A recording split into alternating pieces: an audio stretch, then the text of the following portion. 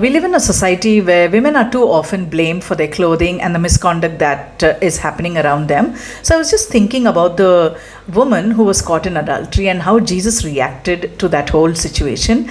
And it just got me thinking that not once did he condemn the woman, saying that because you have been doing this, this, and this, the men are entitled to treat you this way, or you deserve this kind of treatment. In fact, he never says anything to the woman. He gives a direct command.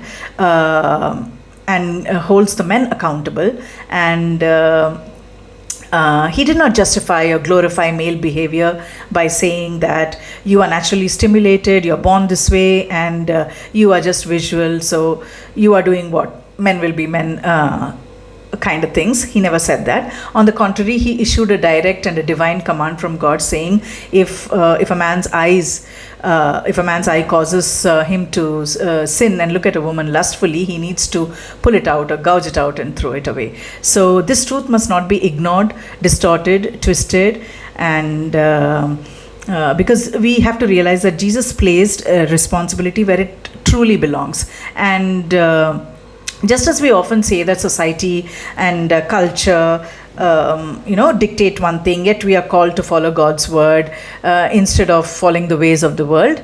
Exactly the same truth applies here as well. We need to follow God's word, what he has commanded, and not follow what the world tells. And in fact, preach or teach that to women. So it also got me thinking that one is answerable to God if there is any kind of subtle disrespect or dismissing of women, calling them feminists or emotional, when they're simply fighting for their rights, for the basic rights, respect, recognition, and the credit that they deserve, which God has equally gifted to men and women. He has made both men and women in his image, and that makes us equals. And women are also human beings just like men. I think this is a basic truth that some need to really realize. And would you rather sometimes I feel, would you rather see women oppressed, or because that in itself is the opposite of what you call feminism.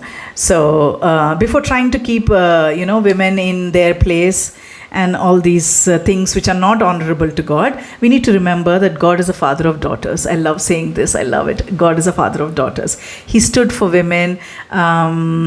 He honored their rights. He affirmed their dignity and entrusted them with equal and sometimes even greater talents and responsibilities. So if defending women's worth and equality makes one a feminist, Jesus himself is the greatest defender of women. Don't you think so?